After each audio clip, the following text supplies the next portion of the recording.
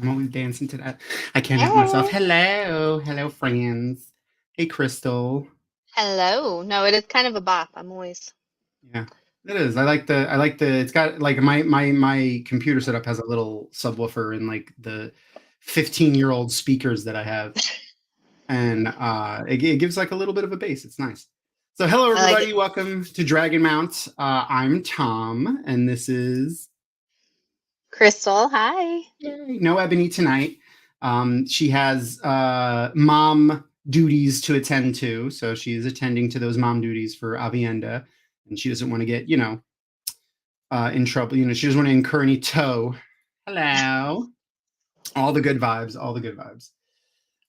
Especially good vibes because of the wonderful person that we're joined with tonight. So let's go check out. Let's see who it is. Look, here comes an awesome guest. Yay! I still forever will use that. It's my favorite. Hi. Hello. I struggled to find that while you were gone, and I was like, I am not singing this live, so because it was way down at the bottom. It's it's not named correctly. It's like named sequence 1 or something, but it's in there. Yep.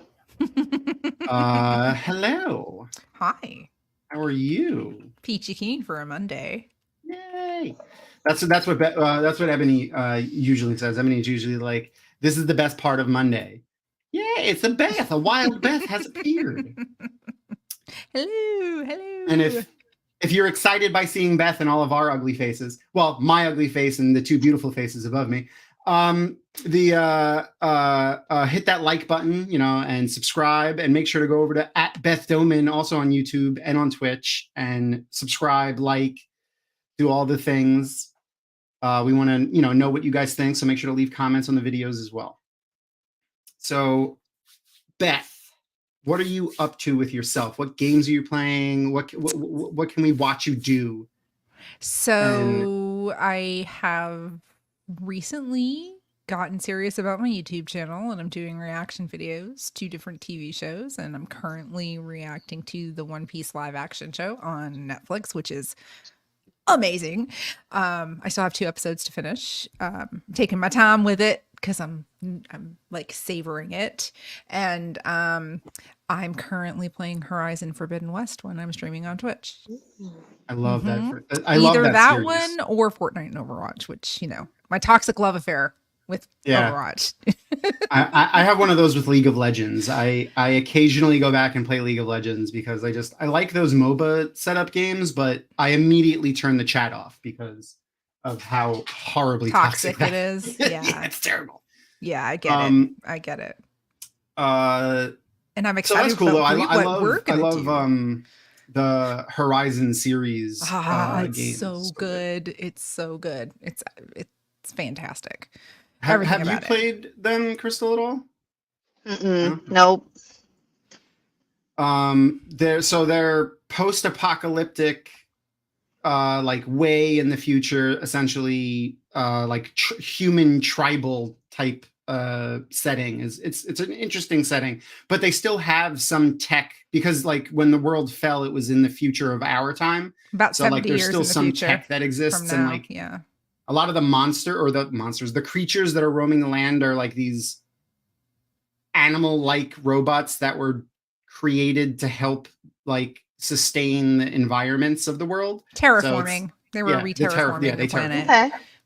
And the protagonist, Aloy, would totally be a Maiden of the Spear.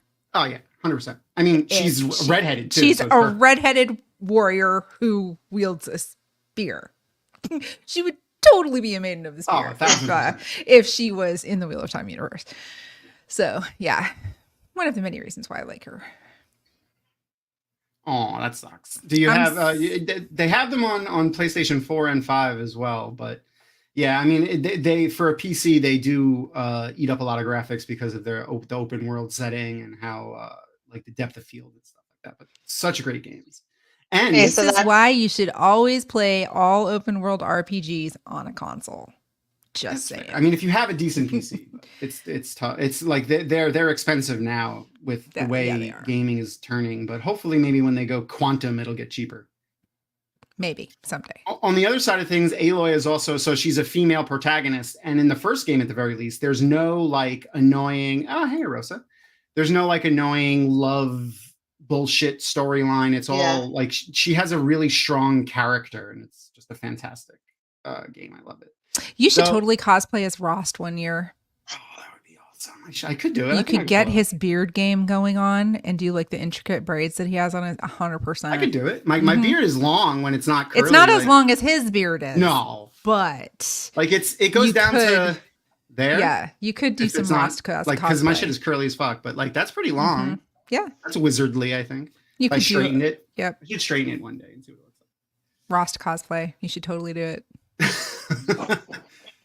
All right. Speaking of closet cosplays, we did one of those for the Wheel of Time, and that's the other reason why we're here. So I didn't make a new graphic. I forgot that we're going to do season 2 spoilers as well. So I don't think anyone that's here is going to be upset about season 2 spoilers. So it's not only is it book 1 and book 2, but it's season 1 and season 2 spoilers also.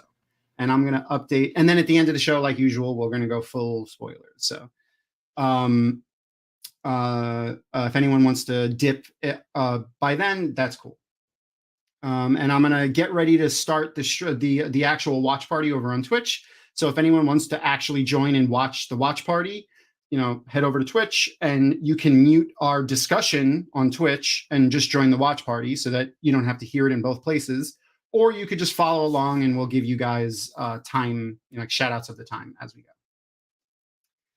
So I love this episode because Abdul Silas is like a fantastic villain. Him and Johann Myers are like just so great in their roles in this in this series. How did you guys feel about the portrayal of the White Cloaks overall so far? Now that we've seen season 1 and season 2, like just if you take all the White Cloaks together in their full, how are you liking it? Beth first. I have kind of mixed feelings about the portrayal of the White Cloaks, to be honest with you. I feel like they're too small. Okay. I feel like what about Dane is coming. Oh my God, don't get me started. I could go on my whole thing about having sexy times, book Galad with show Dane Bornhold, put them together, and it's like the best book fanfic. Yes. Anyway. I mean, maybe we could get that. Like, we'll get Dane Bornhold, and hopefully they cut Galad and they just make Gowan really hot. So, you mean cut Gowan and make Galad really hot? Well, I mean, like, the only reason I say that is because I think they're giving Dane Bornhold Galad's White Cloak story, but they could just. I don't think so.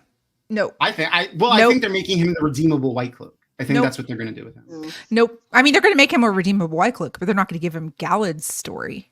I don't think they would. But if they did that, then yeah, they could combine the rest of Galad and Gowan and just name him Galad. That doesn't matter. Right. As long as they make that story better. Like I wasn't a big or give him a bigger role, more important stuff to do. I don't know. I feel like they the best thing that they did about the White Cloaks besides Emin Valda, because like let's be real, right? Yeah. He's like the epitome of the zealot. Not necessarily a dark friend, but just evil in a different way, right? Yeah. Humanity. He's human evil, like a very human, real world evil. They did a great job setting up season 3 with the end of season 2 with Perrin killing. Rivers. Right, Perrin killing Dane's dad, whose name I forgot, Jeffrem. That sets up because we know we didn't get child Byre. I think Byre and Dane are merged together. Yeah, and so I think we're still going to get redeemed Dane. I just think it's going to be a lot more personal for him because Perrin has killed his dad. And that's going to set up the whole, and I think that's where we're also going to get Padan Fain. Padan Fain is also going to hook up with the White Cloaks escaping from Falma. He's like, oh, hey, let's go. You said 2 rivers? I know the 2 rivers. Let's go. And that's going to be where he goes into the Ordeath storyline with corrupting the White Cloaks, blah, blah, blah, blah, blah. But I think overall they were too small. It was like, I thought a lot of the stuff was too small. We saw 2 random camps of White Cloaks, once in season 1 and once in season 2, and a bunch of kids carrying incense burners to create a lot smoke of children? smoke, and all of a sudden, a cavalry behind them. I just don't know. I feel they probably did the best they could with the budget and whatnot, but I still didn't feel like they were like this all-encompassing. Well, they don't reference it either. Like they don't have to show us the battalions upon battalions of White Cloaks as long as they mention it, like at all. They didn't even mention that they are like a standing army, Right. But in the Great Hunt, they were 1,500 White Cloaks in Falm, and we did not get 1,500 White Cloaks. Yeah, I don't. Yeah, we got maybe there was a lot, but I don't know. Like in the where you see them in the smoke, there was a lot there, but I don't think there was 1,500 either. Right, exactly. So, what about you, Crystal? I mean, I think I've said this on here before. I agree that they were smaller than they were in the books, a smaller presence. But oh my god, I love the act who they are, and I hate that I loved them so much that like I want them to be in the show more. I wanted a larger presence from them, which I never felt in the books. Yeah. I also loved their armor. Like the way they describe the armor in the books is all like they're in full like plate, almost all of them. But the way that they have their armor here is much more interesting. Like they do have a more elaborate armor set up for like actual battle, and we see that in season 2, and I'll grab an image of that as well.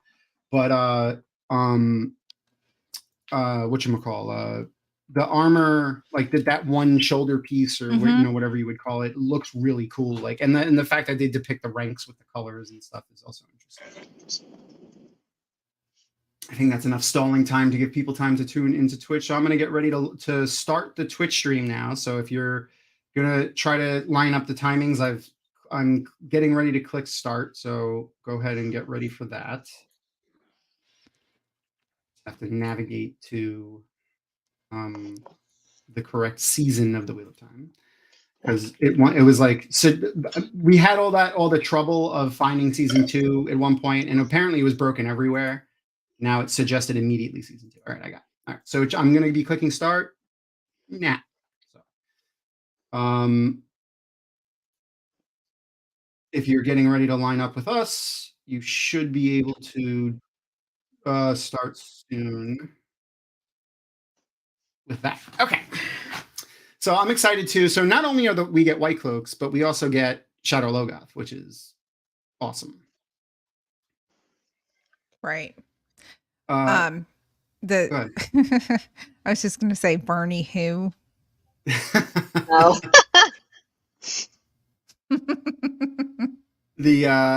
Man, Donald did such a great job. I was a little worried, to be honest, like, because I liked Barney, but he did such a great job in season 2. I was very, very, very happy with him. Yeah, I felt that was another thing about season 2 I didn't love, was we didn't get enough screen time with him, but the screen time we got was really good. Yeah. I mean, they had to pull him out of the crap that they put him in Tarvalon, Right. But they got him there eventually. All right, so we are at 58 seconds into the first episode. We are not skipping the recap, and it just started. We're going into the White Cloak camp now, so 105.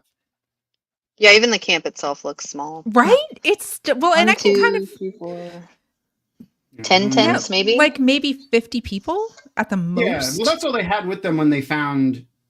That's true. When they went in the steading. Yeah, Maureen and them. No, I'm thinking in the book, in the Eye of the World. In the book too, the party, they're only like 50. Small. It was a small group. Always using little boys for their shit, though, is a little weird, not gonna lie. I mean, they could be squires, but he don't look like a squire.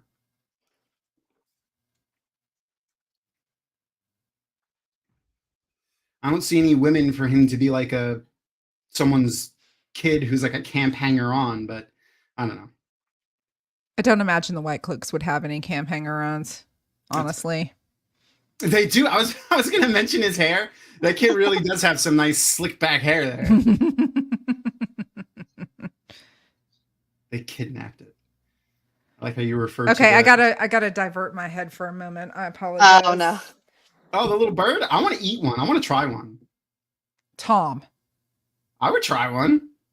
let me know when it's done. Okay. It's a bird, so it's gonna taste like, you know. Hi, who are you talking to right oh, now? right, you're a veterinarian. I forgot you're a vegetarian. It's even worse. I'm vegan. Oh, vegan. Oh. Right. My bad. I forgot. It's been a while since we've talked food. I mean, I can handle like severed hands that are human. Which is, listen, this is a little weird. Because I don't ever look at a severed hand as food. I don't ever look at it. It's- Yeah, it is kind of weird that there's no camp followers, but I think the White Cloaks would not allow any of the shenanigans that normal army camp Right. followers would get up to. So I would assume that they don't want to, you know. I'm not allowed to eat one. Thanks.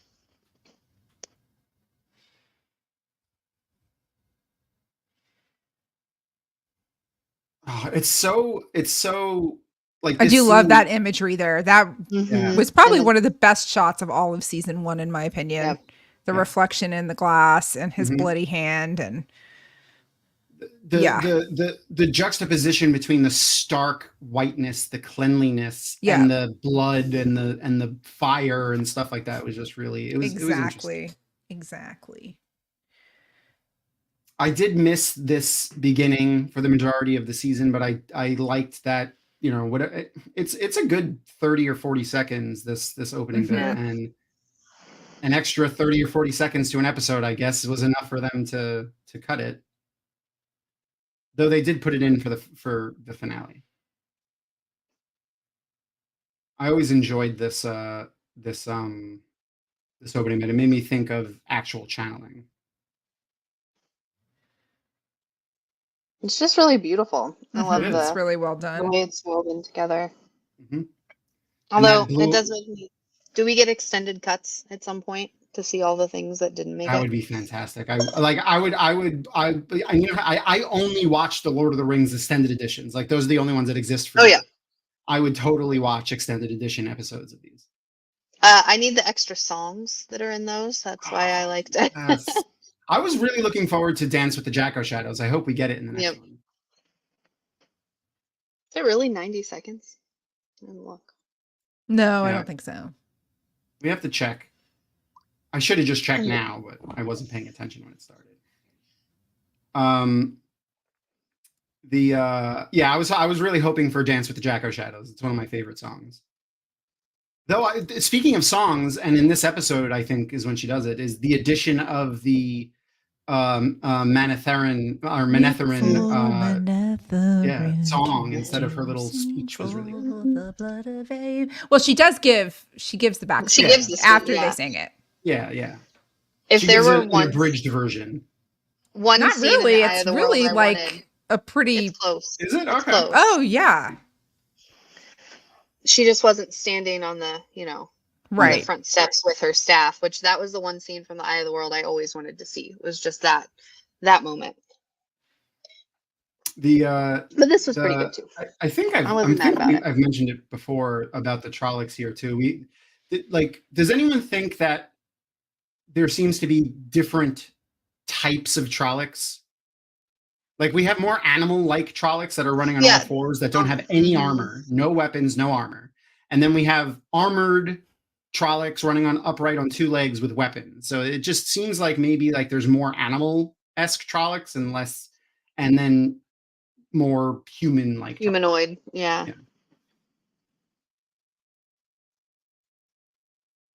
Yeah, I guess. Wait, the Jacko Shadows comes from Matt's memories? Okay. See, this is why we love Noman Garden here. Noman Garden is the resident encyclopedia. He gets everything down to a pinpoint. And if you like Noman Garden and seeing his comments when he corrects me, you should, subscribe to our channel and hit like on the episode there. Hit that little thumbs up button.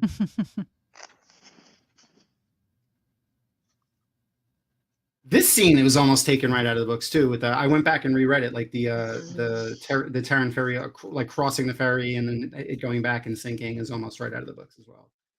when I re-listened to the Rosamund Pike reread or audiobook. Except there were many followers or many ferrymen. Wasn't just one. Not just Yeah. the ferryman you were in town. I just meant the actual sinking of the ferry. And they were actually like in the town. in Terran There was a Ferry. town, not just a And the Trollocs didn't like show up. go on the to the shore, dock. Right. They were still quite a ways away. It really just seems like it's the ferry crossing too. It doesn't seem like there's a town on the other side of that. Correct. Mm-mm. Yeah, I do remember that. I do remember him because it becomes like the unofficial song of the band, and they all sing it. No, And where do we first hear it in the books? That's what I was. It would have had to have been after. Wasn't it after he kills Cad? It's after he Couladin, kills yeah. Couladin. Yeah. No, He is this kept the trying- only time we see a Mergel horse as well? Mm-hmm. Isn't Maybe. these first couple episodes? I hope we get to hear some Mergel speaking in the next season.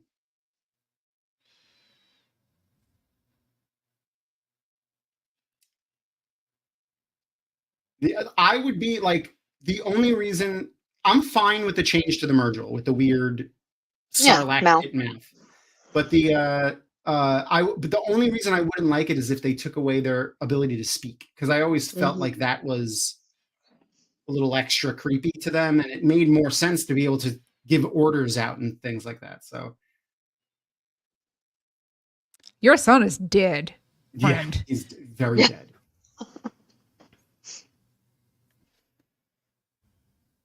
Yeah, I'm hoping that the wait in between was due to all the COVID nonsense that they had to deal with. So we'll see. Like I would suspect we'll get it at the same time we got this season, like season 2 next year. I think we're going to get it in the first quarter of 2025. I don't think we're going to see it in 24. Okay, I mean, it also depends entirely on the SAG-AFTRA strikes. Like the majority of the reason they're striking is for streaming things. So, like, depending on what happens in the SAG-AFTRA strikes, could directly affect season 3, right, and beyond. Though, in a positive side of that, the PTMTP, whatever, the producers AMTPT. That's the one. I'm never going to get it right. Someone always has it. Like Joe had it, and someone you might have corrected me yesterday when we were doing ANMTP, I think. Yeah, maybe. they were they agreed to come back to the table, and their first talks are tomorrow. So they're going to be talking again tomorrow. So we'll see. Well, fingers crossed. And can I also say that the cast has just gotten hotter into season 2. Like Rand's jawbones are even more pronounced when he doesn't have hair on his head. I was going to say that the lack of hair helps there a lot. I mean, like, golly, man. I support that. We are at 10 minutes and 40 seconds, by the way. Oh, okay. Fires of Hunt. I think we're about to 3, get. So that would be book 5, and you're talking about that's when we get Jacko Shadow. So not a big spoiler for we are sticking to books 1 and 2, but that's not a spoiler. Just a song coming up.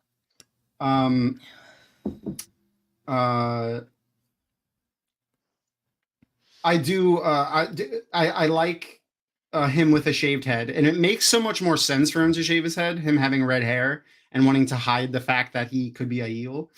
So close to, being in Kyrian with his height and everything. Yeah. Yeah. I also like how they put in like veterans of the Aiel War. Like they put the guy that he was taking care of in the sanitarium. Like that was. I like those little additions that they did with some of the stuff. Well, that was clever world building without like shoving it down our throats. Yeah.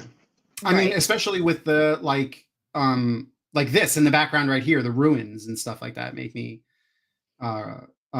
happy to see floating around.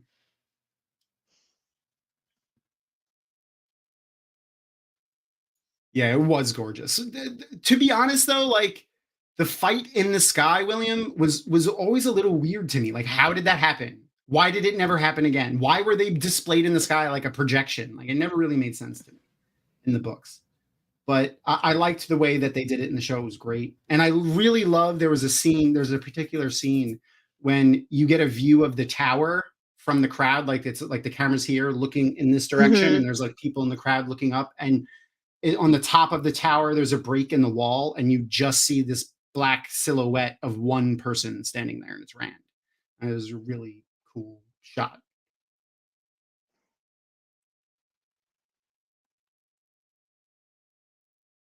Do you have to look away when the bats come out of their mouth too? Yes. Because is that like they're eating? Well, the no, bat? that's just because it makes me want to throw up.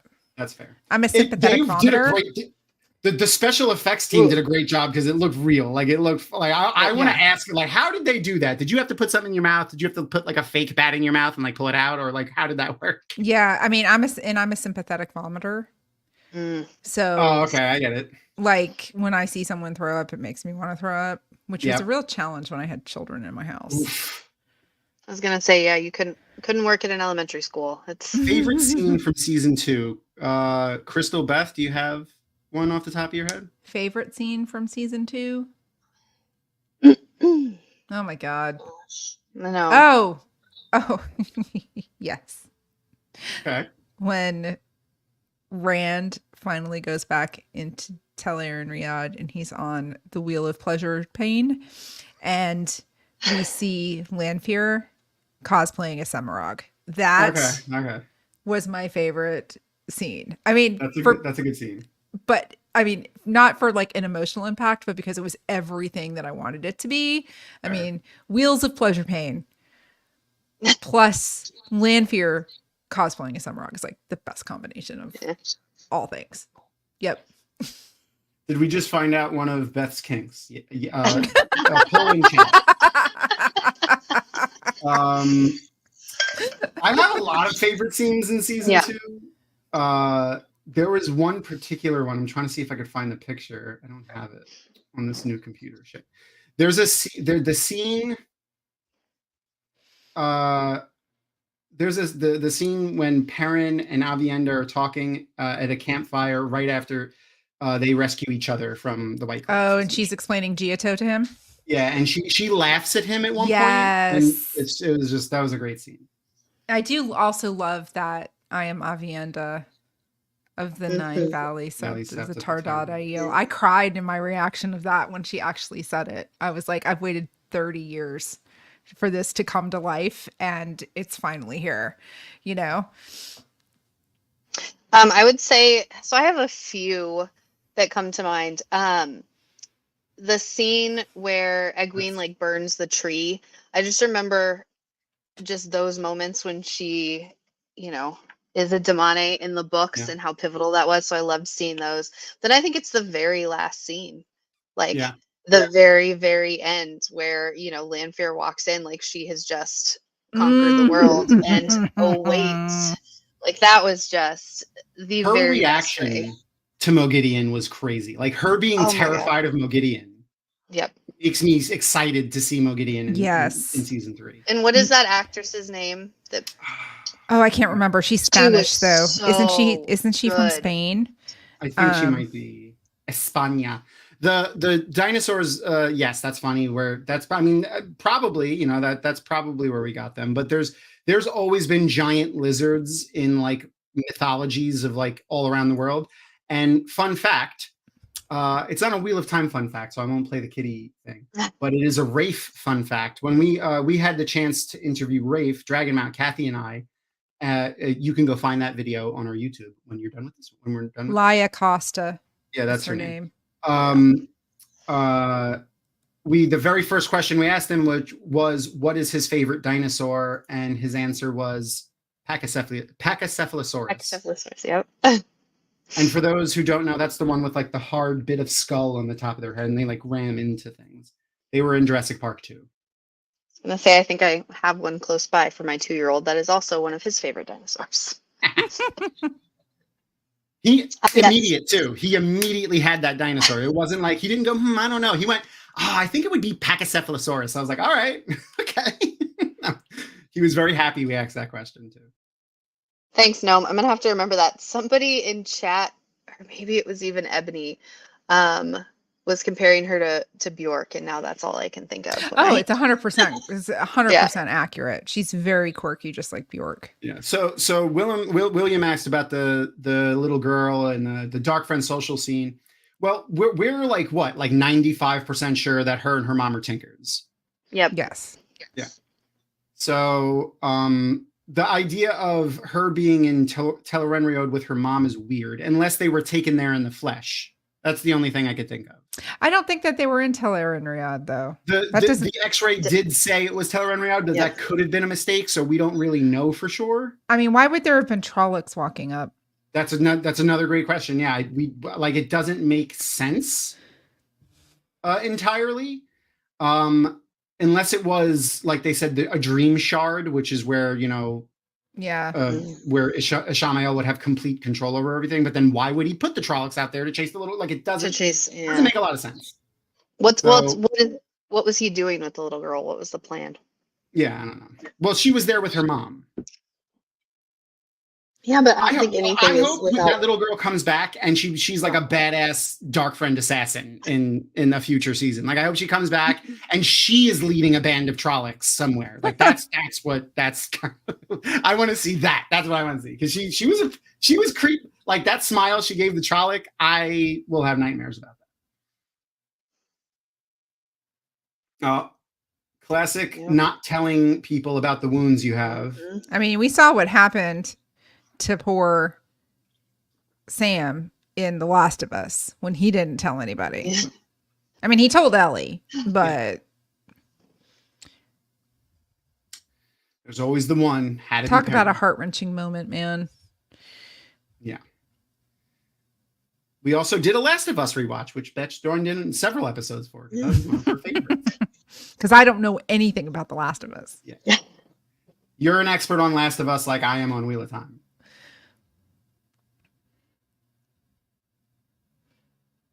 I never even played the games. Did you ever play the games, Crystal? The Last of Us games? No, I want to. Isn't it PlayStation only? No, they're out on PC now as well. Oh, the first one is. The Last of Us Part 1 is ported for PC. I don't know if The Last of Us Part 2 is yet or not. Yeah, they're not on Xbox, though. I need to get a better PC, but only because I love 7 Days to Die, and it's so much better on the PC than it is on... It hasn't been updated on console in a number of years, and I still love it. Okay, I'm turning away very quickly. It is like the special. I'll tell you when it's done. So we're at 1952, by the way. Anyone following along? The special effects in the scene are fantastic. Like, I watched this scene a couple times. It gets to. I mean, it gets my gag reflex a little bit. It's gross. It's good job. Yep. Okay, ew, I heard it. Ew, I heard it. It's done. It's done. It's wet too. It looks like it's bad. It's moist. Right, it's there. We're good. You're done. Soggy bat. Yeah. What does a soggy bat taste like, Yosha? Oh, it's Iris. Hey, Iris Bear. It makes me not want to play the game. Oh, the game is so much better than the show, and I thought the show was amazing, but the game is better. Maybe I'll try that in one of my. Maybe that'll be one of my streams that I do. I'll play Last of Us. They did a full remastered version too, right? Mm-hmm. I mean, I streamed all of The Last of Us. So they have three versions. They have the one that came out originally in 2013, and then they did a remastered one in like 2018. So I played that one first. I don't mean to interrupt you. I was going to say something while he's still on camera. Yosha looks really young in these shots. Yeah, they all do. They all look really young. Consider this filming is 4 years old now, right? Yeah, you're right.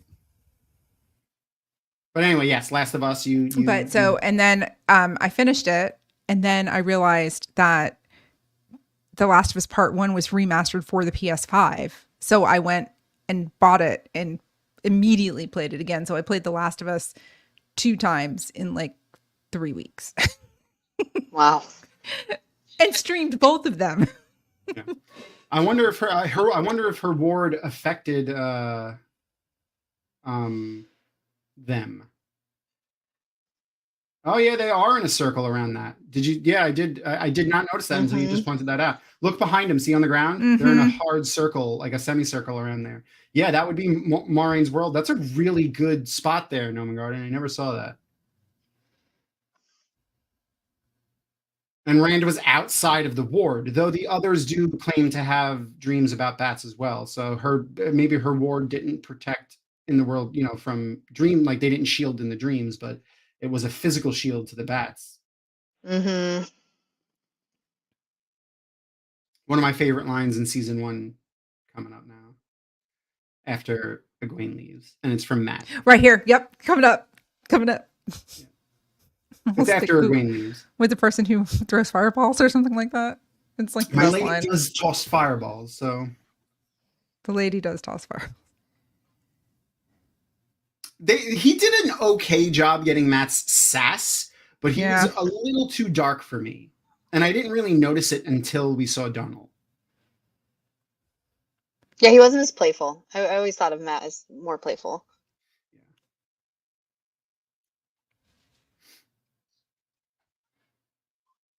I mean, I get it. He can't, like, this version of Matt is coming from a harder background, but that would, like, the idea of comedy coming from trauma is a normal thing, and like that's what they're trying to do with Matt. So making him mask a little bit more with more playfulness and comedic things would have been, I don't know, it would have felt more Matt. Donald's version feels more Matt to me. Mm-hmm. That's nothing on Barney. Barney did a great job. I loved him. I was worried. I was a little worried. I think Barney's more attractive, but I think Donald is a better Matt.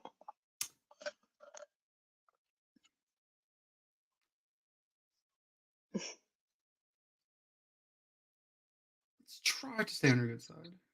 So I guess the thing that I don't understand is why would they unsaddle the horses if Trollocs are after them? Yeah, that's true.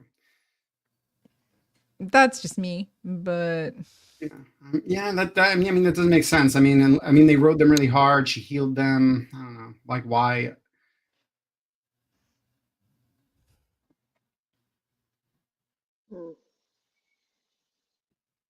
Another fun fact, I think I've mentioned before, but anytime you see the actors riding horses, if you don't actually see the horses in the shot, they're not riding horses. They're just walking and going like this.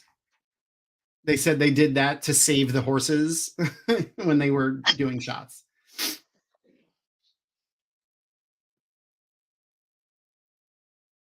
Yeah, here you go. There's only maybe 2 or 3 dozen white cloaks in that little group. Oh yeah, maybe.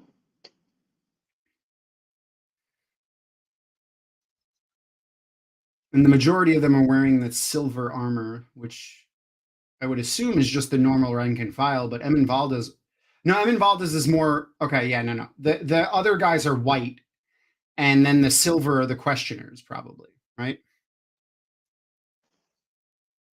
Because the rank and file, the majority of them are wearing white enameled armor. Mm-hmm.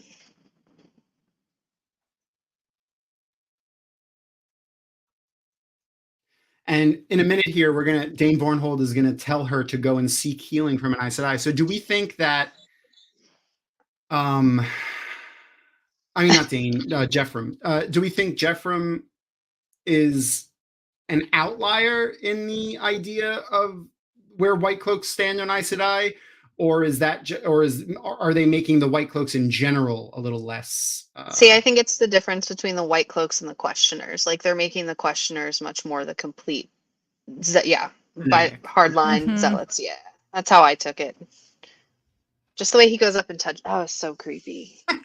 Why do you have a odd 10 on that finger there? It's a gigantic ring too. We definitely leave it. That's a good point.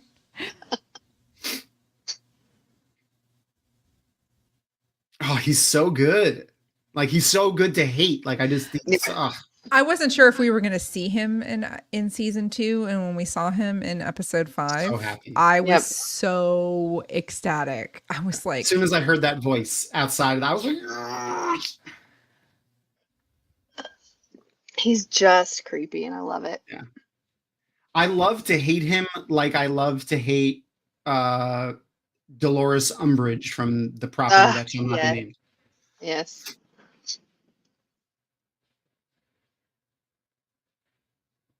Yeah, I mean, but I feel like the book Jeffrem would never have suggested to go seek out an Aes Sedai for healing. Mm-mm. I feel like, yes, he wasn't as hardlined, but like I don't think he would have ever suggested to seek out an Aes Sedai for healing. No, I don't. He never would have. Mm-mm. He was more that grandfatherly figure, who was gonna Yep. condemn you while loving you. Yeah, he was gonna be no, I very don't cool, think he calm, and ever- collected while he sentenced you to death. Yep.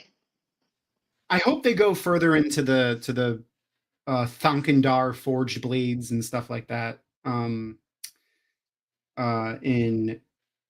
In further seasons with the Trollocs and the Myrgil also, instead of just calling it Trolloc poison. Like, well, I mean, like maybe that's what the Aes Sedai think it is, and later we find out that there's more to it, but I hope they add more to it. I always thought that was a cool thing that they did. Even if they don't make it like a ritualistic magic thing like it was in the books, even if they just make it like, oh, fucking iron taken from Sheol Ghul and made into weapons just has this inherent corruption in it or whatever.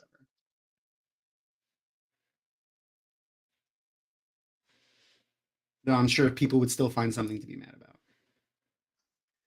Just no bandages yet. Well, Nynaeve puts one on. I mean, I guess I feel like Lan should know, and Egwene should know at least because she's training. I mean, Lan should especially know because he's a Borderlander. Trolloc wounds. At least put a bandage on it, though. At least put a bandage. But at least when Nynaeve shows up, she puts a poultice on it. Like they go and she makes like a little poultice for it.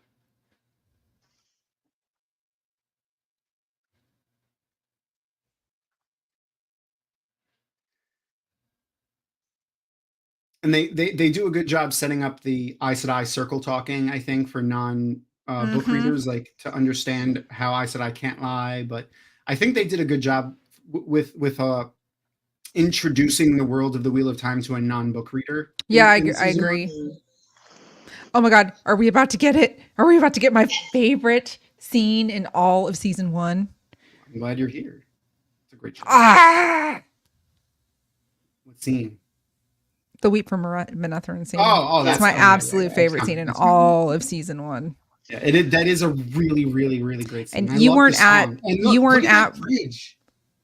Yeah, the ruined bridge. It's brick. That's modern brick too. That looks like modern brick. You weren't at WotCon in 2022. No. But the hotel lobby was full of people, and we all sang it. Like we formed a circle. Awesome. I mean, it was led by Black Tower Podcast, and oh my God, it was just phenomenal. There's videos out there of it. Fantastic. All right, I'm going to shut up now.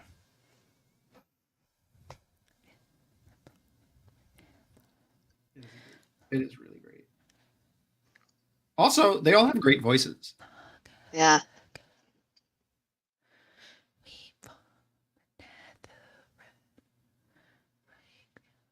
And I got to sing with the Black Tower this last year at WotCon before I got COVID and left.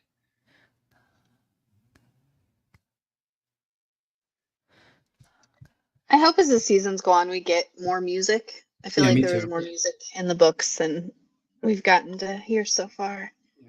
I mean, even just in this type of setting, you would have like soldiers singing like that. That's just something you do. Like when you're traveling, it's something to do. So it would make a lot of sense to start hearing the more military people they're around, like and things like that. So I totally agree. And we are at 31:23. Also, for those following along at home.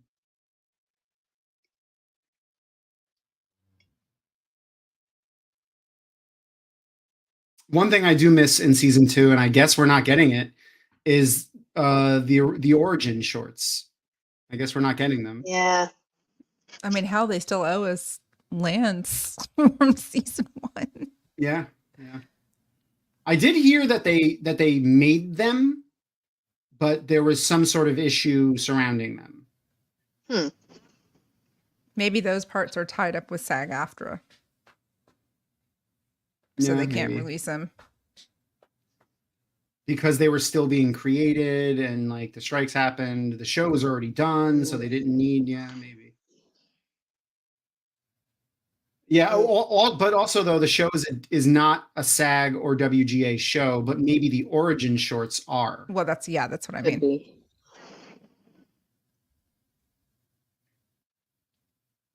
Yeah, this speech was really close. to-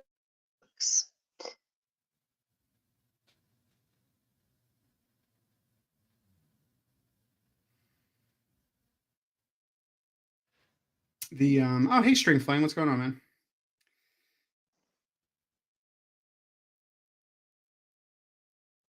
Yeah, there are the animated movies that they're also talking about getting released, but I'll believe those animated movies are getting made when we see actual stuff from those movies. Because Rick Selvig and what the fuck's his name? Larry Mandragon have been saying that they're going to make stuff for a very long time. Isn't Larry Mondragon one of the producers of the show? Both of them are, but Okay. that was a negotiated. I'm pretty sure it's producers only in name. I don't know that Gotcha. for a fact, but I'm like 80% sure it's producers only in name. Gotcha. Ooh, yay! We got a bot. That's fun. Oh yeah, I get those pretty regularly. We haven't gotten a porn bot yet. I got a porn bot on my YouTube chat when I was playing The Last of Us. Actually, it was amazing. I was like, I'm in the big time now.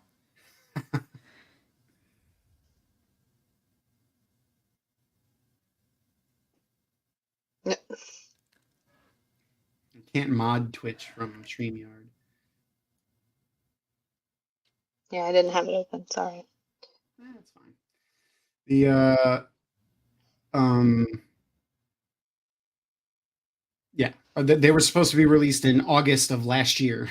They said. I mean, hell, that was the whole basis of the New York Comic Con panel last year was those shorts. Yeah, and they showed them, or they showed one of them.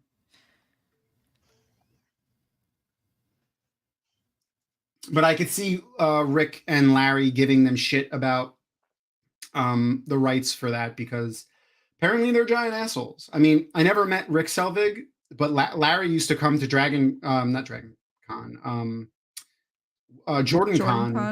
Yeah, he came to the 3rd, 4th, and 5th Jordan Con, and he seemed like a nice dude, but apparently not. One of the times they even let people read for characters.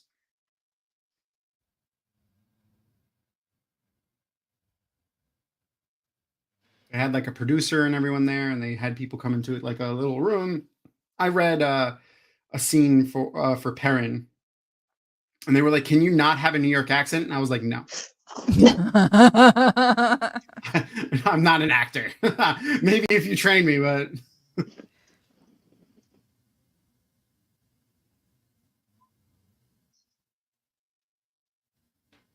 I know. What's wrong with me? I've only been to every single one of them. I have been staff at all but one.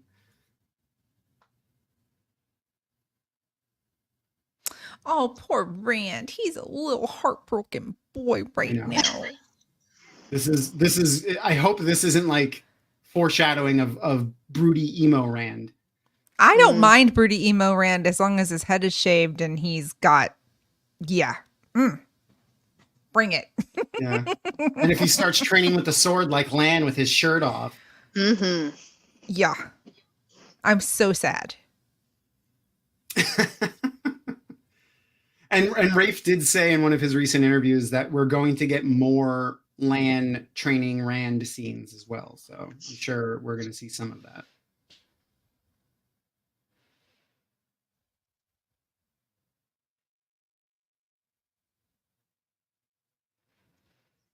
Talk about underdeveloped storylines.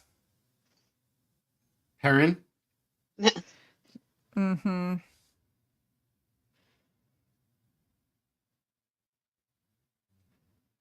Yeah. This was confusing for non It was. They're like, non-wolf readers. I remember watching Edie Ann's reaction, and they were like, he's going to turn into a werewolf. He's going to be a werewolf. Do wolves have powers? What's going on?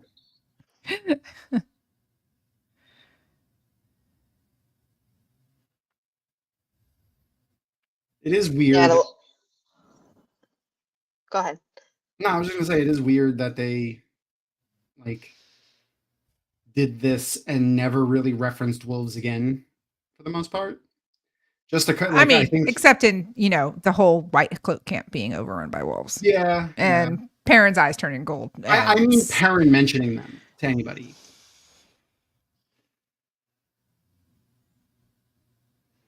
Like they show up, but like they don't speak about them. Yeah. And you think like at least you would tell Rand. He's cleaning it for him. I don't care. Do we think that's Hopper? Is that Hopper? No, that's not Hopper. No.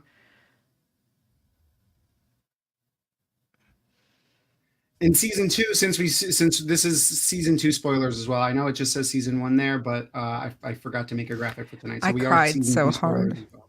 So we know that Elias and the wolves are following Perrin even now. Mm-hmm.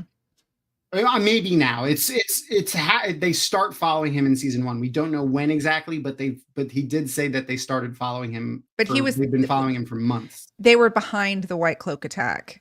He does Yeah. say that. Yeah. So I imagine Elias knows about Perrin at this point, but maybe is journeying towards where Perrin is. So they have to be following him before, what is that, episode 6 that the wolf attack is in? 7? I think so. Or 5? No, 6 is when it's episode 5, because 6 is when Steppen dies, right? Isn't 6 Steppen? Yeah. So it's episode 5. I need that audio file now. So yeah, this is the thing. They're mounted now. They're saddled now. Yeah. Yeah. I mean, like, sorry, little little inconsistencies. consistency in the way you take care of your horses, all right, and your equestrian dealings.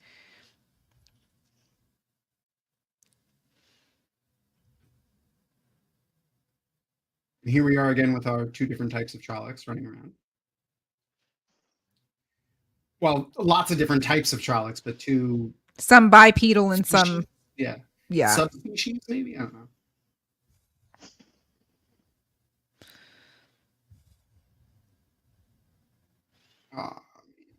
I mean, I think they did a great job with the Trollocs. I know a lot of people had complaints about them, but I really think that they look great.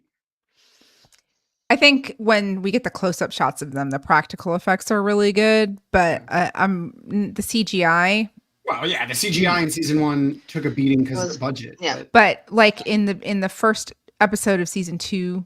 Oh, the Xbox Trollocs, yeah. Well, no, the first episode of season 2 when they came into the 3 Trollocs who came up to Ishi with the little girl. Yeah.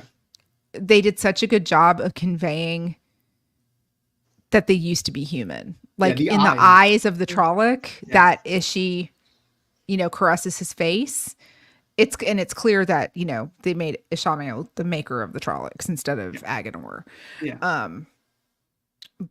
And so he has like this fatherly attachment to them. And you could see that. And I really liked that. I thought that was really well done. I was like, I don't care who they give Agenor's story to. I was kind of hoping they gave it to Demandred to make Demandred more interesting. If Demandred's even going to be a Forsaken. Yeah. But I'm at least glad that they kept the idea of them being created in. So, and I hope we see more of. I hope that we get Demandred or a Forsaken who has his story arc and his fight with Lan, because I think that's going to be. Yeah, I'm sure we'll get something. If it's not Demandred, then it's someone else. And I mean, that was an iconic. That was like the Lan's ending. You know what I mean? Like that was his. Yep. his. There'll his come a go time off. when you Like, have he to has sheath to this get- he sheath your has to get sword, something. and you just like. Yep. Will they do the?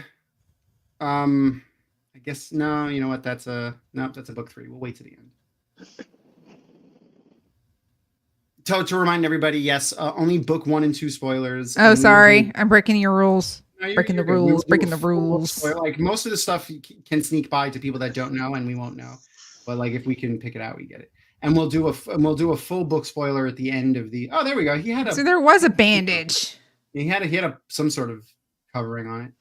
And then we'll do a full book spoilers for the last 10-15 minutes when the show is over. It's Shatter Logoth, not Shadar Logoth. It's Shatter Logoth. Say it right. Say it right. Everyone has different accents. Maybe that's the Manetheren accent. For You mean Menetherin? See, and I say it a little different. We have different accents.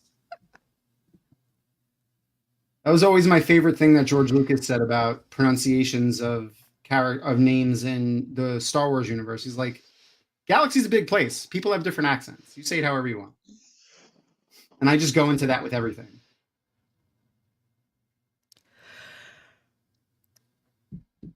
Though I am convinced that Billy D. Williams just called Han Solo Han to annoy the shit out of him. Probably.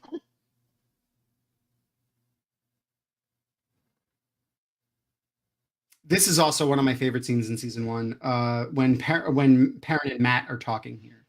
I love the relationship that they put the three of them in, like the closeness and the non-toxic masculine bullshit that they give to the three of them is great. The architecture is beautiful. That's exactly what I was just gonna say. I just love how beautiful this is. Yeah, it was not what it wasn't what was in my head, but I love it. I love it so much. I don't know what I pictured, to be honest. Like I always pictured like a desolate city, but I don't know if it was. I pictured wider streets, taller buildings. Brighter. Yeah, I thought it was brighter too. Like and it wasn't fountains. Dirty. I mean, makes sense. But there could be wider streets in other areas. True. Yeah. We don't know where they are. It's a gigantic city that you could see in episode 3, and this is definitely another building reminiscent to the Flatiron building. In episode 3, you get a shot. It might even be the end. No, it's episode 3. There's a shot of Rand. I'm pointing at my screen when Rand and Matt are standing in the mountains outside of the city after they leave. Yeah, it looks a lot see bigger. The city behind them, and it's huge. Well, just the size of the wall was even larger than what I had ever imagined. Yeah.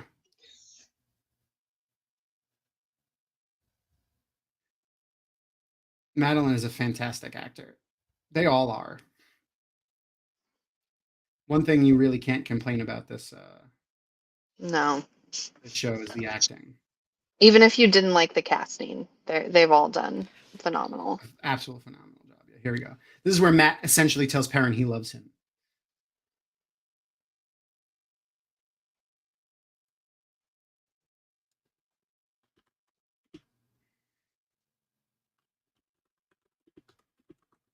That's interesting. Yeah, maybe. I wonder if they shot this in a location, like in the inside of the ruined buildings or not.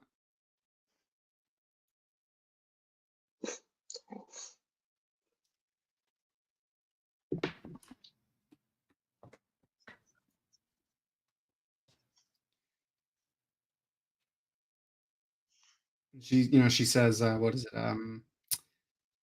She gave this to me to defend somebody, I love. And then he goes, here you go. So he's like, I love you. So I'm giving you this thing to defend yourself. Oh, we lost a bet. Uh-oh.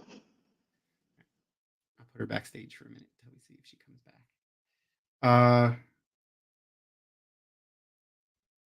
But there you go. Yeah. Basically telling him he loves him. Which also felt a little un-Matt-like.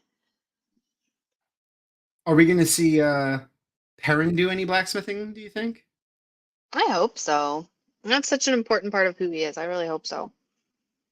I'm thinking maybe when we go back, when they get to go back home.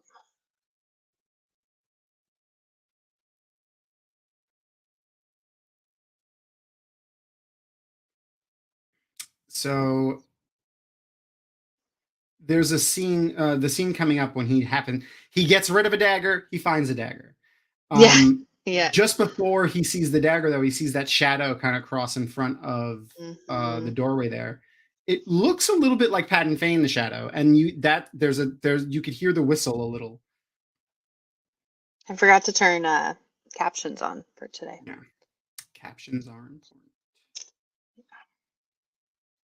And if anyone ever wants to see any other interesting things, in season 2, if you watch the physical descriptions, if you watch the show with the descriptions, the accessibility option turned on to like it describes the scenes.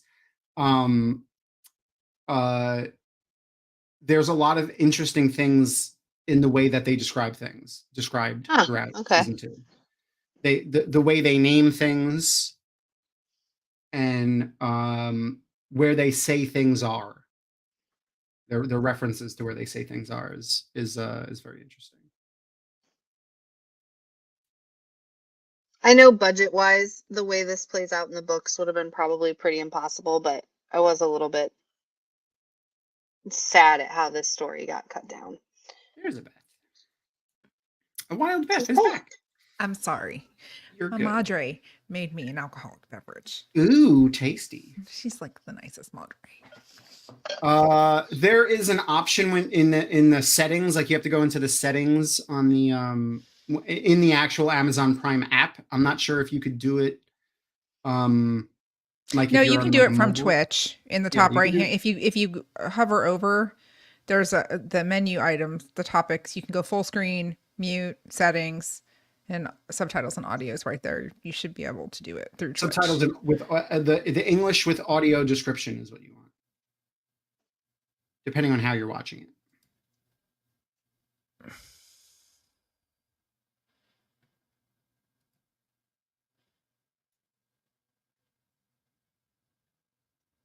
I was kind of missing the whole interaction with Mashadar, like human form. Same. Though it really feels like they're making Mashadar a thing of the shadow and not its own entity. Mm-hmm. The way that they talk about the dagger and the corruption of Shadow Logoth, at least the Aes Sedai and the other humans label it as something of the Dark One and not. Well, because we didn't get Mordeth. Yeah, we didn't get Mordeth. Yeah. So I'm wondering if they're going to do that or not, and if they're going to make Machin Shin. Like there's Machin Shin, there's Mashadar and Mordeth, and then there's the Dark One. I'm wondering if they're going to do that still or not. Or they're going to just kind of put them together and make them. I don't like this part. Nope, can't watch. Let me know when it's over. Yep. Harm of Animals. Yep. Another really good bit of CG on the horses here. And not done yet. And it's done. You're good.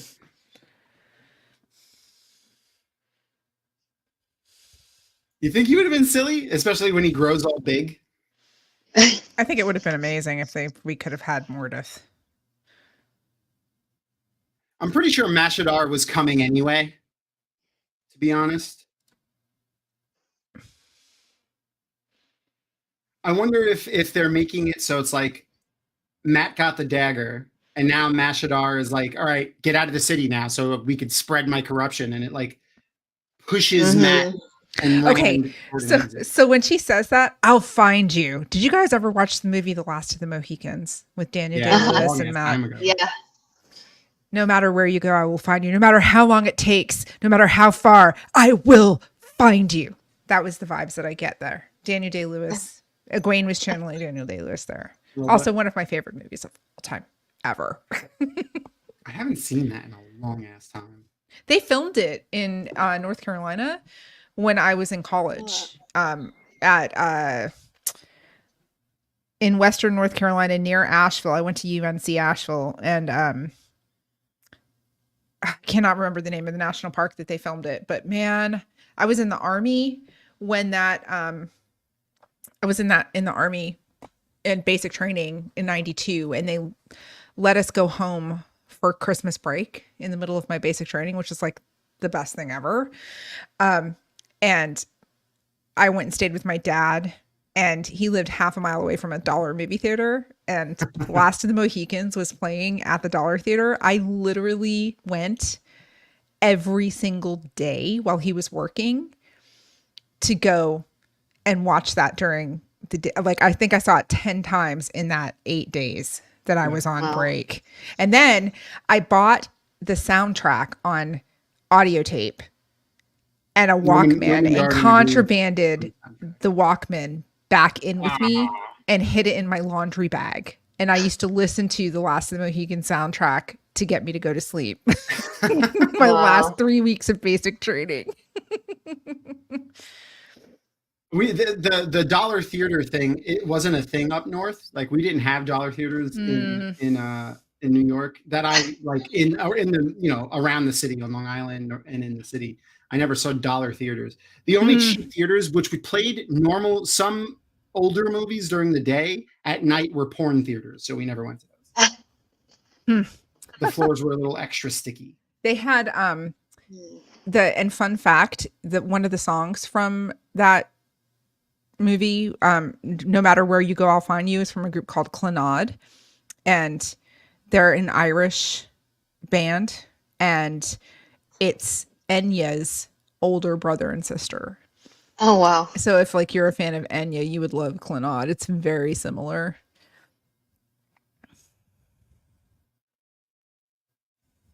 The audio descriptions would have been, they could have, I mean, I would say they would probably be in part taken from the script, but then they would have like a consultant who would, you know, look things over. Though when they would come out is its own thing, because the physical descriptions of the sets that they would give in episode 1, they still call the pool that Nynaeve is cleaning the paint pool, which is a reference to a scene that we saw in a trailer but was cut from the final show. So, you know, when they record those and how much editing gets done to them is questionable. Okay, this is the best part of this whole scene right here, of this whole episode, besides Manetheren, which is the best of the entire season. This right here. Let's go. Right there. Yes.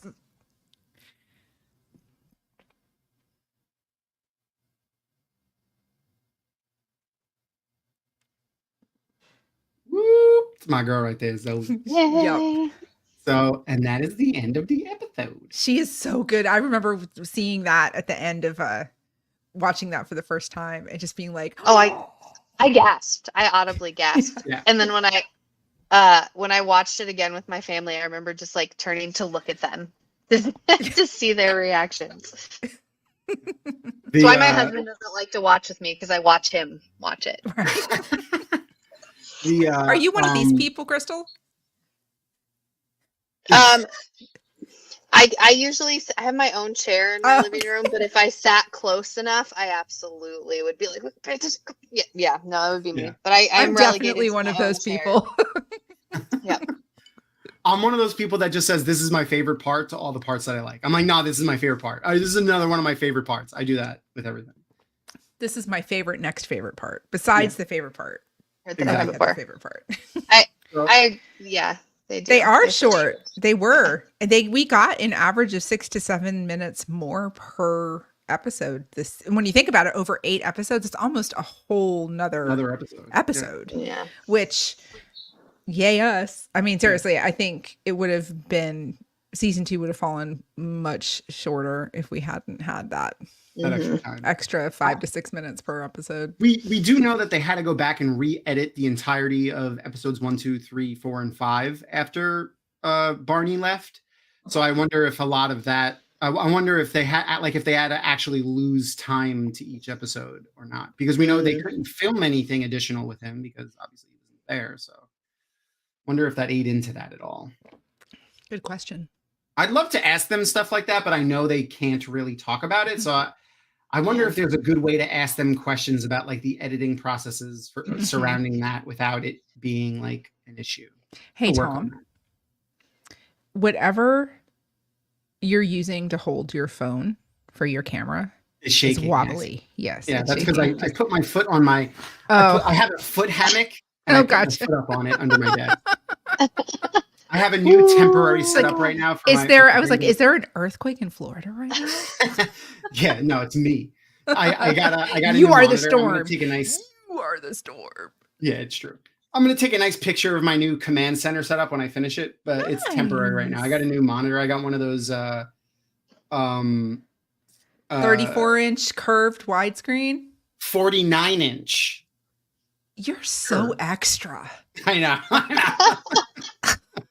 I haven't bought a new monitor in a long time. I am with a 24-inch curved and then a 24-inch flat above it, and then another third monitor over here on the side. I have two 32-inch and then a 49-inch monitor on the bottom. You're so extra. My gosh. I'm very extra. I will say Baldur's Gate looks amazing on this. The field of vision is huge. It's so crazy. Oh yeah, but I haven't bought a new monitor. I actually haven't bought a monitor in a very long time. The two monitors that I have that are here were gifted to me for working at DreamHack 2018 or 17. Jeez. Which was they're nice monitors. They're Scepter 32-inch curved LED monitors. And they open them new at DreamHack, and then they give them to they usually sell them at a discount, but I made friends with the person that was selling all of the stuff, and she hooked me up with nice a gaming chair for way cheaper than they were selling them for, and then the two monitors, which was nice. Nice. Yeah, but I hadn't bought a monitor in a very, very long time. So, and you just spent a lot of money on one because those are not cheap. I did. This was expensive. They are not cheap. But I get to write it off now because we do this. True. Yes. I'm thinking ahead. Yes. So, yes, that was episode 2, Shadows Waiting of the Wheel of Time. I'm going to change our little spoiler tag over to full book spoilers. So if anyone doesn't want to get spoiled for the books, go ahead and bounce out. But we will do a little chat now, and we will not mind our spoiler levels. So, taking into what we saw in episode 2, thinking ahead, do we think we're going to get tying Shadow Logoth into the cleansing of Sidene? Are we going to go back to Shadow Logoth? Are we going to are we going to see any more of that like we did in the books? I think it's going to depend on, honestly, how many seasons we get. Like, obviously the people on the show, like, I think Rafe cares enough about us if it looks like we're going to, we're not going to get the whole run, that there's going to be a lot of things he's going to cut to try to like tie it up for us. Hopefully that doesn't happen. But I don't know. I think it's going to be, I don't think so. And the reason why is because I don't see Rand going back to Shatter Logoth to close the way gates to the two rivers. And that's the whole reason why he goes back to Shatter Logoth. And that's where he loses Laia and the Maiden of the Spear that gets left behind. Yeah. And unless they decide to use it as a backdrop for killing Samael, but there's so much contingent on that, right? Yeah. Like, he can cleanse the source anywhere, and they're probably going to change the way that happens. Honestly, we didn't see the Chosen Call this season when he was in Kyrian, so I don't know how they're going to implement those unless it's in Dire Waste. Yeah. And they could put the big statue somewhere else, I guess. Well, yeah, that's what I mean. Like, so it's all going to be dependent on, do we see the Chosen Call? Do we see the you know, I know that we heard that there's going to be sea folk in season 3, so it would be really cool if we saw a hand with Yeah, an like orb if we on get a an shot island, of- right? Right, that would be amazing because then like we a cold know. open for episode 1. Be Ooh. like I mean- the sea folk somehow seeing the events of Falm play out, or hearing news of it, or something like that. Well, or even just a shot of like somebody as, because we From know, Alcan. okay, so if the Shan-Chan aren't gone, right? If they're not gone, we know Yeah. Suroth survives. She sets up camp, so to speak, in one of the sea folk island cities. I can't remember the name of it. What's the Tremalking name? was the main one, but Well, Tremalking was the island that the female Chosen Yeah. Call was on. I'm talking Yeah. about the name of the city. one of the that- little ones on the side. Yeah. Right. So if Suroth isn't dead and she comes back, then I mean, I imagine it would be pretty cool if like we saw like a panned out shot and you saw this hand with an orb, you know, like that would be really cool. And then we'd know that they're going to be a thing. Yeah. There's just too much hinging on it. So I don't know, because it was not a major, Mm-mm. it wasn't a major thing. Like it was 10 minutes of, you know, episode 2, and that's it. And it's not been mentioned since. So, you know, And that does make sense. They don't need to make, like, That's I true. really enjoy the image of the giant statues and how they depicted them in the books, but they don't have to have them to introduce the very, very powerful Sangreal, you know. but I think it would make it more compelling Yeah, visually 100%. if they did. 100%. You know, like if they showed just even just like a 5-second, like they did the Stone of Tear with Suan's origin story, right? Like we saw the Stone of Tear in the background. If they did something like that, and then Rand finds this man and this woman, and then it's like, hey, that looks kind of familiar. You know what I mean? Like just to kind of keep people guessing. I don't know. I honestly, I've been hoping since Amazon announced that they were doing a show that what's his name would get a what's his name? The actor that played Ishamael. Billy Zane? Billy Zane. Yeah, my brain just lost his name for a second. I've been hoping that they give Billy Zane a cameo somewhere for I like, would love it if forever. they did. I would love It'd be it. so fantastic if they did. But yeah, no, that would make sense. I always felt that the prologue of Eye of the World was in the wrong spot. Like it would have fit better in the beginning of book 3, after you find out who Ishamael is and like the idea. Ooh, puppy. I don't know if you can see Hey, her. puppy. She's A little bit. It's a tail. Oh, she's hello. being extra right now. That's Nala. Yeah. She wants to go outside and she's being Aw. very vocal about it. So you have to wait. Uh, I love you. I think that the opening in Eye of the World, it's really hard for people who have watched the show to jump into the books. The example I always give is my mom. I begged her to watch it or read the books for years and years, and she's like, "What's happening? I don't understand. Like, what's it?" It stalled her when she first started reading. Hmm. And not Max Ryan. Max Ryan was the guy that played Luce Theron. Luce Theron? I mean, it was Oh. okay. Ilyena. Yeah. Ilyena, my love. He Ilyena. was okay. Like he wasn't terrible. No, it But- wasn't terrible. It was, you know, yeah. He's not a recognizable face. I feel like the only people that would, yeah, but I mean, the only reason we would like it's all right. Yeah, I mean, if they're gonna do it to Billy Zane, they could just give them both a cameo at the same time, like make them like two people arguing on a street somewhere. You know, like a vendor and a person arguing in a street somewhere. I think that would be fantastic. Oh, you're crazy. No, you're crazy. You need to wait, Nola. But that does make sense. Like if they did basically the prologue to Eye of the World to really start building up the idea of Sidene, the taint on Sidene being a real problem, especially for non-book readers. Like Yep. it doesn't feel like it's a huge problem right now. Like if you know nothing about the taint on Sidene other than what they've depicted, Mhm. really it just gives you an imaginary friend. I Yeah, don't. It seems I like don't, it just makes you a little crazy. I Yes. don't know that they're gonna show, because they did the what's it called? The animated short that showed it. That's true. I think we're going to see the issue with Sidene more when they introduce the Black Tower. We're going to see it imperviating, or what's the word I'm looking for? Impacting Okay. different men. And we're going to see it in different manifestations. I hope so. I hope they don't make it. It's just you get an imaginary friend. Like Jahar Narishma sees Murdral every time he looks.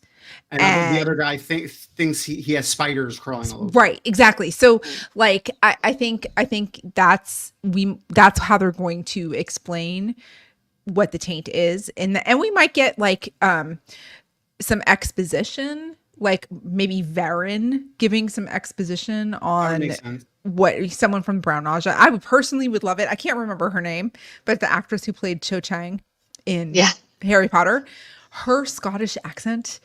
Oh my God, I'm so glad she didn't hide it she is in Scottish. this show. Yeah, she's Scottish. That's what I'm saying. Yeah. Like I would love to hear her deliver the history of like why Sidene is tainted to random people. Like I don't see it happening, but I would love to hear that happen in a Scottish brogue, please. Yes, thank you. If we get tower training scenes and we get actual classes in I don't think we will though. That's not compelling enough TV. It's just not, because Yasuka, well, that's her name in the show. I'm talking Young, by the way. Katie Young. Thank you. Lee Young. Leun. Yeah, Lee Young. Yeah. Leon, Oh, Nave. Oh, you're right. God damn it. See, I can't even talk about anything with Noman Garden in chat because he like corrects me. But no, but what That's why we love Noman Garden. But wait a minute. Because Nynaeve heals Narishma.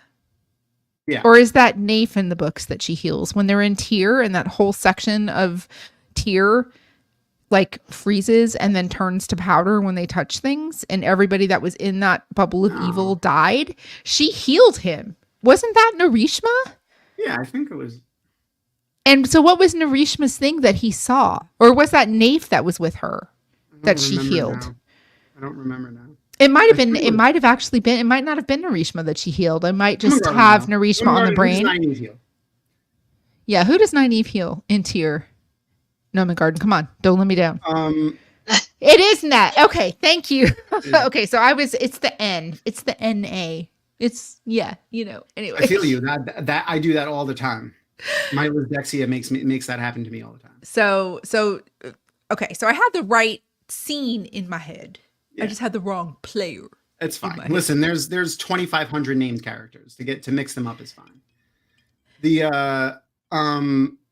And I think they've already started building the Nynaeve is going to be part of the cleansing of Sidene thing, with the way they had the Leandrin and Nynaeve interaction in the streets of Tarvalon, where she was describing men channeling as a disease that needed to be cut out of the world.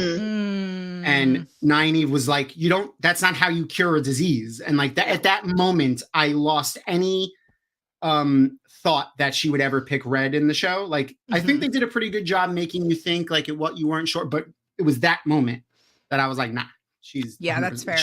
Leandrin has lost all credibility with her. When she suggested curing a disease is to just burn it out of existence and not cure it, she lost Nynaeve. What I want to know is, what is the lasting impact? Because I fully believe that we're still going to stay true to the story that Rima is Pura. She's not going to be saved. She's going to become a tool of the Shanshan. What impact is her being a yellow sister that Nynaeve has a very brief but intimate interaction with to push Nynaeve more? I wonder if she's going to reflect on that at all, because she was yellow Aja, so and when she was using those weaves that she used, and Nynaeve learned every one of them, right? Exactly. Right. So I think that will be very interesting to see how that's portrayed. I like how they're making Nynaeve like a what's the one where you don't forget anything that you see? Oh my God. This word came up in a show I watched. Like, ugh. Yeah. Eidetic? Eidetic memory. yeah. An eidetic memory. Yes. Yeah. So like I feel like how they're giving her like this eidetic memory with weaves. Yeah. Like I like that they're doing that. So, Oh, you know what? I'm re-listening to Wise Man's Fear with from Patrick Pat Rothfuss right now, and someone has an eidetic memory in the book, and that's where I heard it.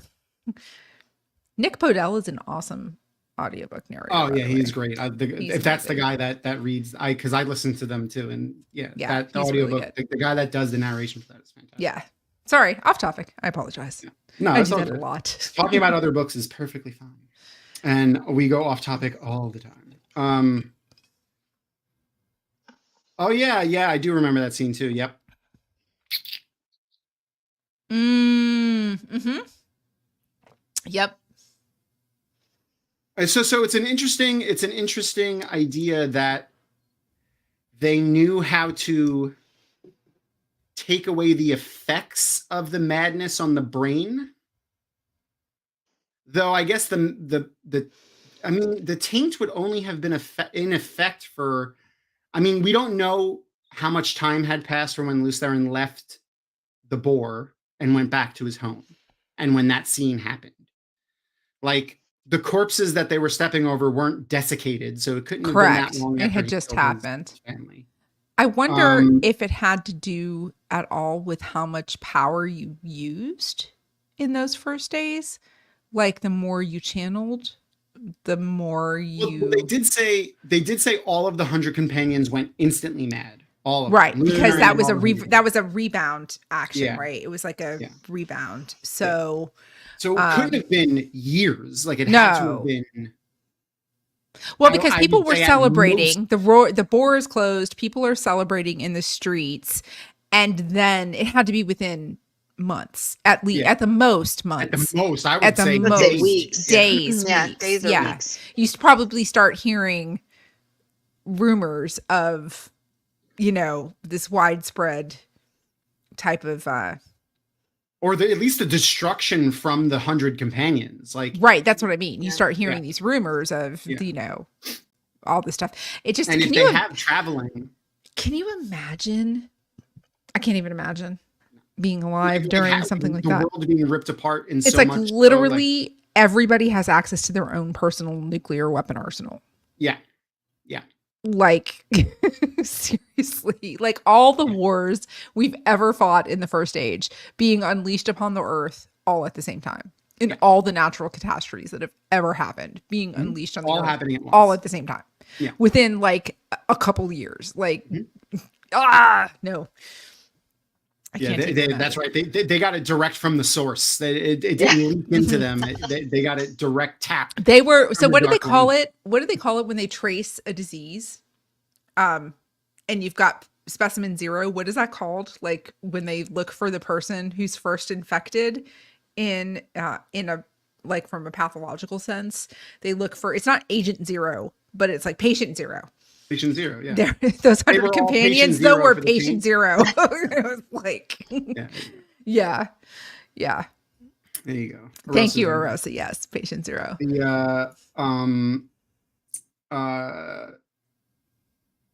Whatchamacall, the idea of the world being torn apart in the way, physically in the way it was torn apart, in the way they describe it in the books, is just crazy. Where there were mountains, there were oceans, and where there were Yep. flat plains, there were mountains that scraped the sky, and like, yeah. One thing that I've always questioned and wondered is the Forsaken, with the exception of Ishamael, were found in Shale Ghul before all of that happened, right? They were already imprisoned when the breaking happened. Yeah. So when they're released in 2 years before Tarmangaiden? Yeah. how do they learn so much about the way the world is in the present day, in the third age? How do they learn the language? Because linguistically, I'm a linguist, right? I was a linguist in the army. Languages change. Things change. Like over the course of 3,000 years. 3,000 years. Like how did they become so nuanced in the way things are now? They do reference it in the book a little bit, how they were given information, like they would get uploaded with information essentially. But and Robert Jordan referenced about how the language was spoken in the books. Like they're not speaking English, they're speaking New Tongue, right? Which is similar to Old Tongue, but not Old Tongue. Like so yeah, the idea that they were able to pick it up is, you know, in the course of a few months, isn't that crazy if you're like a genius? And I guess I just don't know. I'm like, because we see where like Demandred, right? If you read the short story of how he gets Sarkhannon, right? He's inserted himself very firmly in the Sharan culture, like almost immediately. And as Bao the Willed, and before he is the Willed, he's like insert, and he knows. I don't know. That's one of the, I don't want to call it an inconsistency, but I feel like it's something that wasn't ever like fully fleshed out in the POV of the Forsaken. It's like, if there's one thing that kind of bothers me about the written series as a whole, it's how that's not ever really fully explained. Like, you know, because Landfair says, do you know what it's like to be in a dreamless sleep for 3,000 years, right? But then you have Balthamel and Agenor in the beginning talking to them, but they had aged. So maybe the world in their dreams, they were able to kind of like disseminate that information because they were freshly released and they were able to communicate. Like, so I don't, those are like the little inconsistencies in the books that, you know, I mean, Nomen Garden, I get how well do you understand Old English or Middle English? Like farmers from the Two Rivers aren't going to understand Old English. Like I can read it and disseminate it, but speaking I don't think it's too far off because we're not coming from a world that spoke lots of different languages. We're coming from a world that was completely unified for a very long time that spoke one language. So the idea that the language wouldn't change too much over the course of 3,000 years isn't that crazy, but it should have changed enough that they referenced it, that they spoke about it a little, like they spoke oddly or something like that. You know, right. I mean, like, because you hear it when the Shanshan have been gone for only 1,000 years. They have weird accents and slurring speech, and it's hard for them to understand, you know? I mean, I don't know. I just think the only thing that is a minor parallel to that would be if you ever read the Dragon Riders of Pern series from Anne McCaffrey, the later books, when wait, stop. You've never read? No, just not. I haven't read it in a long time. Oh, okay. So when they find the original human colonization of the planet of Pern and they wake up the computer, like it goes through this diagnostic thing of 3,000 years of adjusting speech patterns and stuff like that. And they kind of explain it. The computer explains why he's like able to talk to Master Harper Robinson. And that's like the kind of things like I wish that exposition had been given a little better in the book series. I think that's probably my gripe a little bit. Yeah. I don't know. So in America, it's Merca, Nomen Garden. It's not America. It's Merca.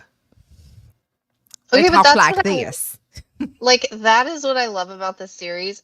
I never thought about that before. And I think your perspective that you come into these books with, like, is what focuses in on what you notice. Like I never thought about that. I'm like, no, they're awake, they speak. Okay.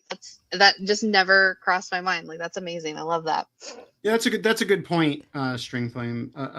Like, especially if they're evolving a language from, like, you think of it like this, because you have Latin is a base for like Italian, Spanish, French. Sure. an Italian person and a French person can have a conversation if they don't speak each other's languages and still understand it to a point.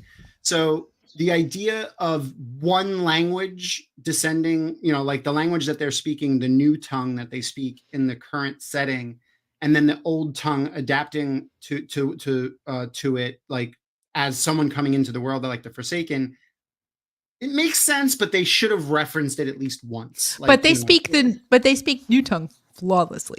Yeah, flawlessly. They do. speak Yeah. what in like a D&D universe. Maybe there's a weave for it that they I just mean, don't like talk they about. speak like, so maybe it's like they have like instant translators like they do in the Federation and Star Trek. Yeah, I mean, who knows? Or Like, maybe they have like a little bug that they right. I mean, that's what I mean. Like they've been sleeping for 3,000 years, and within weeks, some of these people, weeks of being woken up, or minutes of woken up between Balthamel and Agenor, because there was no speech impediment at all, or any. They were speaking to Emmonsfield 5 and Moraine and Lan, and to oh my god, Shemeshta. They were like talking. Hold on. I found a Robert Jordan quote. So okay. If the Forsaken were sealed away in Shelgul, this is a question. Since the Age of Legends with no contact with the outside world, wouldn't they still be speaking Old Tongue when they woke up? How come they know the New Tongue? They still do speak the Old Tongue to each other amongst themselves, but the first two who were freed, Agenor and Balthamel, had held very near to the edge of the ceiling, the reason that they were visibly affected to the Twisted. The rest came out whole and healthy, and they were very much aware of what had gone on in the world outside. You might say that they had floated in limbo while watching 3,000 plus years roll by with the ability to zoom in. This is probably the only reason they didn't emerge entirely mad. In truth, those two have a much better understanding of the current world than the others did because of how close they were to the edge. They don't have a complete knowledge because they couldn't see or hear everything all at once. They would have to pick and choose. But they did have an overview that is unavailable. They had an overview that would have been available to the others, except Ishamael, but he's a special case.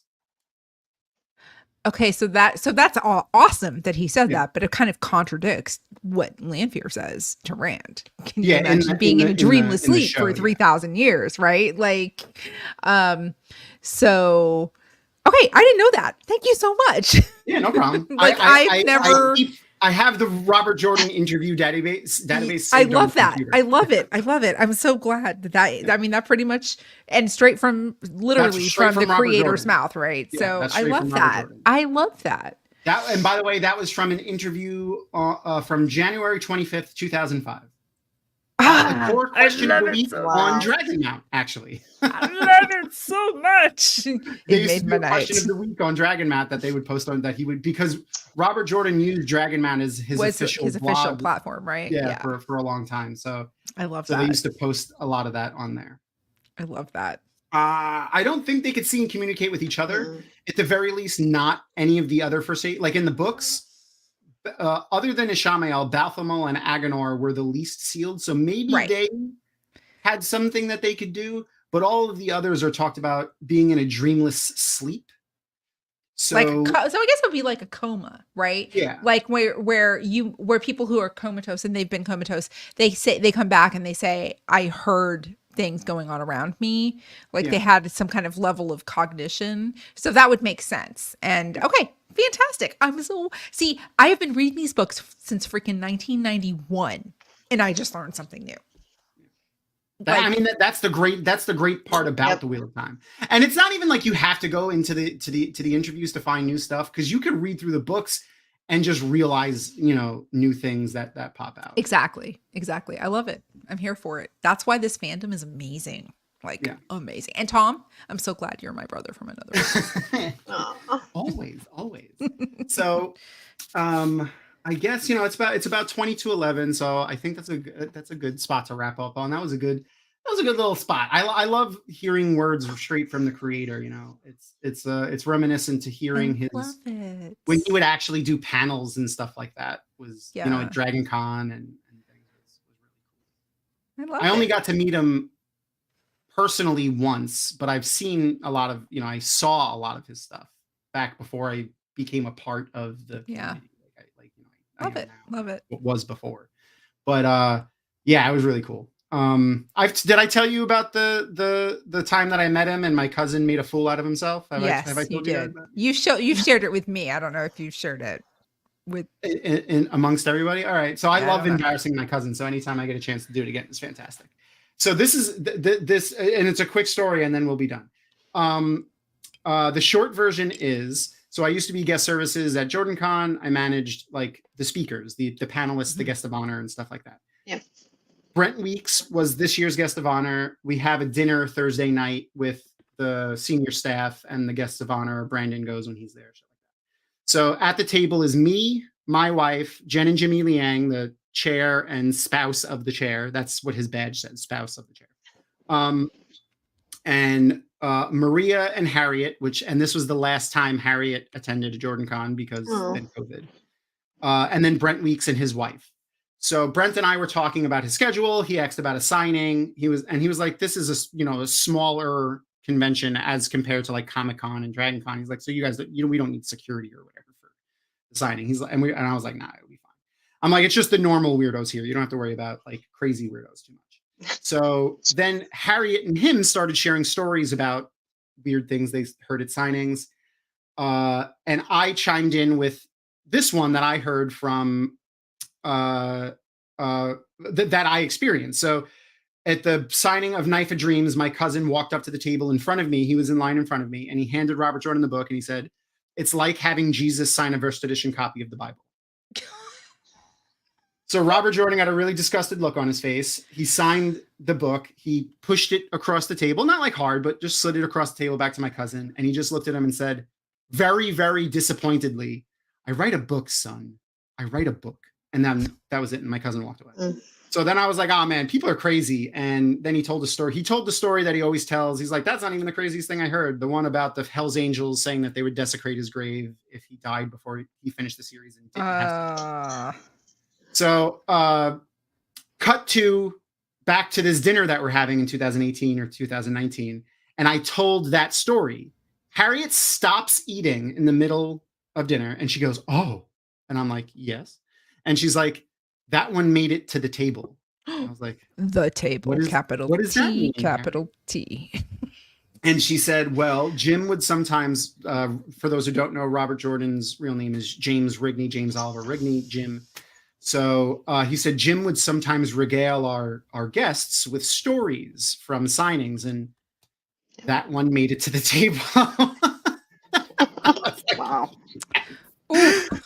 I could not wait. I was like, "Oh, that's funny." And then as soon as we left, I called my cousin and I was like, "Fucking loser."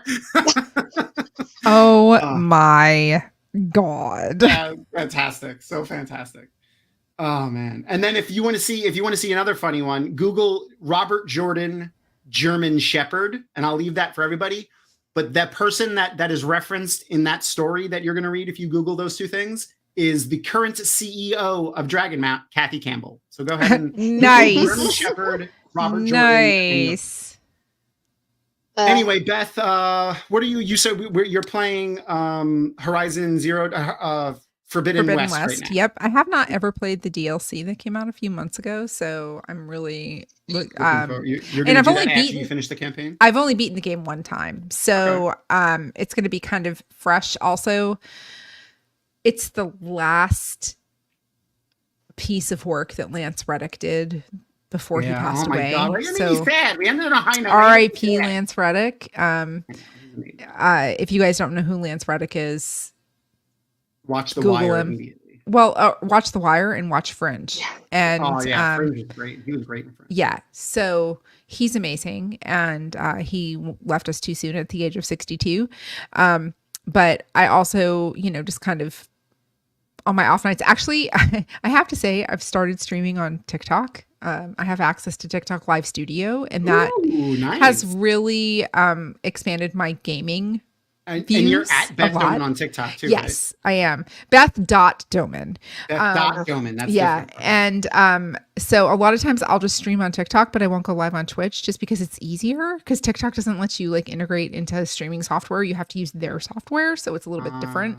But it's easy. It's like one click and go live. And so mostly like Fortnite and Overwatch, kind of like fun stuff, just, you know, just to pass time. But yeah, I'm just having a lot of fun gaming. And after I'm done with Horizon Forbidden West, I'm probably going to play the Expanse Telltale games that came out.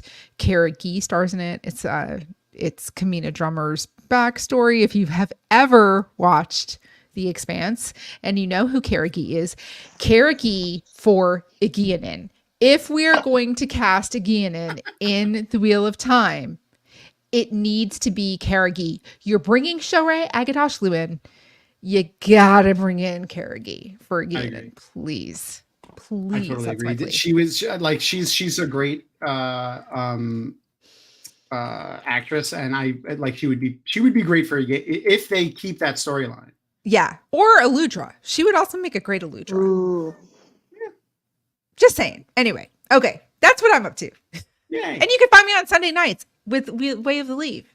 Yes, or Tavern Talk. Yes. with our felt friends from Yes. Leafcast. You can find them on YouTube. Yes, and Leafcast. sometimes other fun things with Tom, because we're going to start streaming video games together on Sunday nights. Yeah, we're gonna Yay. pick. Now that my life can get back to some semblance Yes. of normal, I can pick back up my streaming again, and I'm gonna start streaming with Beth again.